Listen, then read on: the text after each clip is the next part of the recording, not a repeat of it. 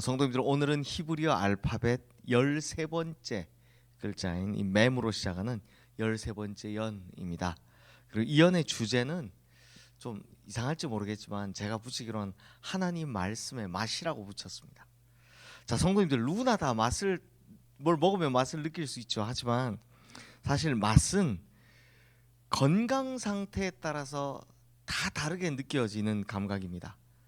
흔히 우리 어르신들 입맛 없다 이런 말씀들 가끔 하시죠. 그러니까 건강이 좋으면 뭘 먹어도 맛있습니다. 한참 젊은이들 보면 우리 어르신들 뭐라고 합니까? 저 돌도 씹어 먹겠다 라고 하시잖아요. 건강한 이들에게는 뭐든지 간에 맛있지 않을 이유가 없습니다. 그런데 건강이 좋지 않으면 입이 쓰다 이런 말씀들을 하시죠. 아직은 뭐든지 제가 잘 먹는 제 입장에서는 입이 쓰다라는 말이 잘 이해가 되지는 않지만 어르신들께서 제가 뭐 병문안 가거나 몸 안 좋으실 때 보면 입이 써요 이런 말씀하시는 걸 이제 가끔 듣게 됩니다.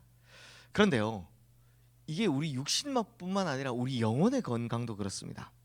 영혼도 육체처럼 먹어야 살 수 있습니다. 즉 우리의 영혼은 뭘 먹습니까? 네, 하나님 말씀을 충분히 섭취해야 건강할 수 있다는 겁니다. 그러다 보니 하나님 말씀이 우리 영혼에게 어떤 맛으로 다가오느냐, 이거 굉장히 중요합니다. 왜냐? 우리 영혼의 건강 상태에 척도가 되어주기 때문입니다. 그래서 오늘 본문에서 시인은요, 하나님 말씀의 맛을 이렇게 노래하고 있습니다. 먼저 103절 말씀 함께 읽어보겠습니다. 주의 말씀의 맛이 내게 어찌 그리 단지요, 내 입에 꿀보다 더 다니이다. 자, 성도님들, 꿀이 얼마나 단 음식입니까? 꿀 엄청 달죠. 그런데 그 꿀보다 주님의 말씀이 더 달다라고 합니다.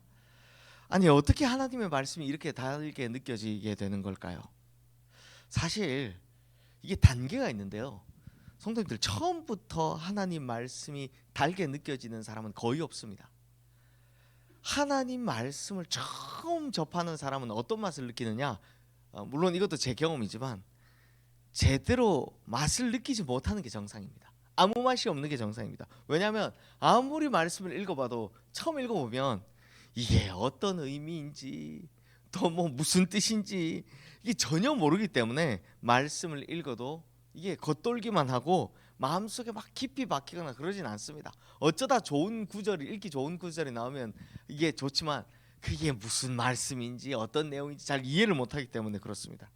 그러니 하나님의 말씀은 그때는 처음 신앙생활하고 막 좋다고 신앙생활하고 성경을 읽어보면 하나님 말씀 읽다 보면 어렵기만 하지 맛을 느끼기에는 너무 멀리 있는 말씀인 겁니다.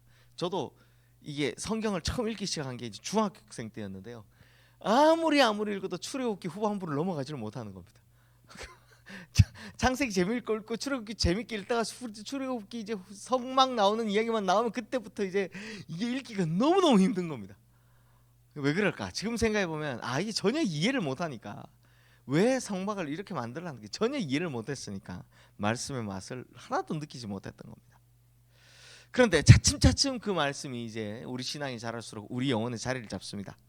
경험해 보셨겠지만 그 다음 단계로 넘어가면 하나님 말씀의 맛은 어떤 맛이냐? 쓴맛입니다. 나를 고통스럽게 하는 쓴맛으로 다가옵니다. 왜냐하면 내 모든 과거를 지적하는 말씀, 내 모든 죄들을 지적하는 말씀은 입에 쓰고 마음에는 마음속을 후벼 파는, 마치 상처에 소금 뿌리는 것 같은 그 말씀으로 우리에게 다가오기 때문입니다. 그때 되면 이 말씀을 읽다 보면 내가 부끄러운 겁니다. 내 모습이 이랬지, 내가 이랬구나 하는 그런 죄책감을 엄청나게 느끼게 되는 겁니다. 그래서 그때 정말 많이들 하는 말씀들이 하나님이 무섭다입니다. 하나님 무섭다. 왜? 자꾸 찔리니까 그렇습니다. 자꾸 찔리니까 하나님 무섭다 이런 이야기를 하는 겁니다. 문제는 이 단계를 잘 지나가야 한다는 겁니다. 이렇게 몸이 건조한 맛, 그 다음 고통스러운 맛, 이 단계를 지나고 나면 하나님 말씀이 나를 고치기 시작합니다. 그리고 그 말씀에 순종하게 되는 거죠. 그때 되면 이제야 우리가 하나님 말씀의 맛을 제대로 느낄 수 있습니다. 그때는 주님의 말씀이 얼마나 달고 오묘한지를 깨달아갈 수 있는 겁니다. 특히 우리가 하나님께서 원하시는 방향으로 순종하며 달려가기 시작할 때 그제서야 주님 말씀이 달콤하다라는 것을 느낄 수 있다는 겁니다. 그러니 처음에는 아무 맛이 없고 그 다음에는 쓴맛뿐이지만 말씀에 순종하기 시작할 때부터 이 말씀은 달콤한 말씀이 되기 시작하더라라는 겁니다. 그렇다면 성도님들, 우리 성도님들은 어떻습니까? 우리 영혼의 입맛에는 하나님 말씀이 어떤 맛으로 다가오고 있습니까? 아직도 아무 맛이 없습니까? 아니면 아직 맛이 씁니까? 이제는 좀 달콤하십니까? 네, 주님 말씀에 점점 더 가까이 가면 그때는 꿀보다 더 달게 될 줄로 믿습니다. 그리고 만약 이 주님의 말씀이 달다면 그때부터 그 말씀이 우리에게 큰 유익이 되는데요. 오늘 본문은 그 유익을 여러 가지로 이야기하는데 그 중에서 제가 세 가지만 간단하게 한번 살펴보도록 하겠습니다. 먼저 98절 말씀 함께 읽겠습니다. 주의 계명들이 항상 나와 함께하므로 그것들이 나를 원수보다 지혜롭게 하나이다. 자, 성도님들, 여기는 지혜롭게 된다라고 하는데 누구보다 지혜롭게 된다고 합니까? 원수보다 지혜롭게 된다고 합니다. 이게 무슨 말이냐? 원수와 나는 경쟁 상대에 있습니다. 그러다 보니 원수는 내 생명을 빼앗아가려고 항상 내 주변을 노리고 있죠. 그리고 내 뒤통수를 치려고 덫을 놓고 나를 기다립니다. 하지만 하나님 말씀에 따라서 순종하고 주님 말씀의 맛이 입에 달게 느껴지는 사람은 하나님 주신 지혜로 인해서 원수의 계략을 이길 수 있게 된다는 겁니다. 물론 이 원수가 어떤 생각을 하는지, 원수가 어떻게 덫을 치고 기다리는지에 대해서 알고 가는, 이 원수의 덫을 피해가는 분별력과 판단력이 생기더라라는 겁니다. 그런데요, 제 생각은 이렇습니다. 원수가 우리를 걸고 넘어지려 할 때 걸릴 게 없으면 안 걸리겠죠.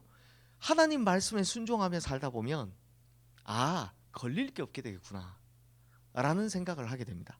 즉 이렇게 주님의 말씀의 맛을 깊이 알고 깨닫는 사람은 어떻게 됩니까? 세상이 감당할 수 없는 통찰력과 지혜가 주어지게 되는 겁니다. 그러므로 말씀 안에서 지혜를 깨닫는 자가 바로 세상을 이기는 자가 되더라라는 겁니다. 그리고 말씀이 입에 단 사람이 누리는 두 번째 유익은 99절 말씀인데요. 우리 함께 읽어보겠습니다.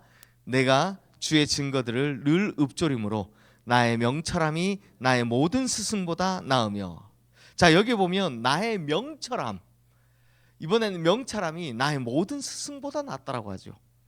스승은 그에게 학문을 가르쳐주는 사람입니다. 그러니 스승보다 낫다라는 것은 세상의 학문은 아무리 많이 배운다 할지라도 하나님 말씀의 깊이를 넘을 수 없다는 겁니다. 그러므로 하나님 말씀이 입에 달기 시작한 사람, 그 말씀을 붙잡고 매일같이 순종하며 달려가는 사람은 세상 학문을 뛰어넘는, 그것이 줄 수 없는 아주 특별한 지혜, 그다음 지식들을 가질 수 있게 된다라는 겁니다. 저는 이거 볼 때마다 옛날에 제가 어릴 때 신앙생활할 때 그때 당시에 권사님들 생각이 납니다. 너무너무 신기한 게 하나님 말씀을 배우려고 뭘 배우셨습니까? 글을 배우셨습니다. 글을 모르셨던 분들이 글을 배우시더니 그때 당시에 성경이 기억하시겠지만 한글로 돼 있는 성경이 아니잖아요. 성경이 다 한문으로 돼 있는 성경이잖아요. 한글도 못 되시던 분이 성경을 읽으면서 한글뿐만 아니라 한문까지 되시던 걸 본 적이 있습니다. 그게 그 시절엔 비일비재했죠.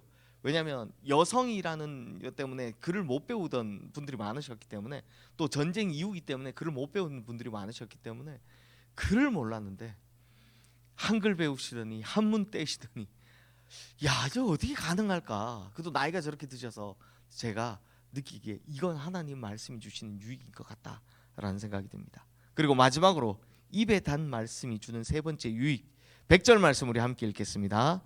주의 법도들을 지킴으로 나의 명철함이 노인보다 나으니이다. 자, 나의 명철함이 이번에는 누구보다 낫다고 합니까? 노인보다. 앞서는 스승보다 나았는데 이번에는 노인보다 낫다고 하는 겁니다. 성도님들, 노인의 힘은 어디에 있습니까? 경험에 있습니다. 경험에 있습니다. 오랜 세월 살아가다 보니까 이 인생에 수많은 경험들이 쌓이게 되는 겁니다. 그 경험을 절대 무시할 수가 없죠. 그 많은 경험을 가지고 상황에 따라 자녀들 또 가족들을 가르치고 양육하는 노인의 지혜는요, 세상에서 얻을 수 있는 가장 뛰어난 지혜임, 훌륭한 지혜임은 틀림없습니다. 하지만 하나님의 말씀은 그 노인의 지혜도 뛰어넘는다고 합니다. 근데 생각해 보면 당연한 말씀인 것 같습니다. 왜냐하면 우리 인생 살아봐야 길게 살아봐야 100년 남짓인데 하나님은 영원하신 분이지 않습니까? 그러니 하나님 말씀 자체가 지혜인 건 맞습니다. 누구도 뛰어넘을 수 없는 지혜를 가지고 있는 겁니다. 그러므로 주님의 말씀이 우리 입에 달고 말씀에 순종하는 사람은 노인의 지혜를 뛰어넘는 깊은 지혜를 가지게 될 것이다 라는 겁니다. 자, 사랑하는 성도님들, 하나님께서는 지금도 주님의 말씀을 통해 우리에게 이렇게 귀한 선물을 주시려고 하십니다.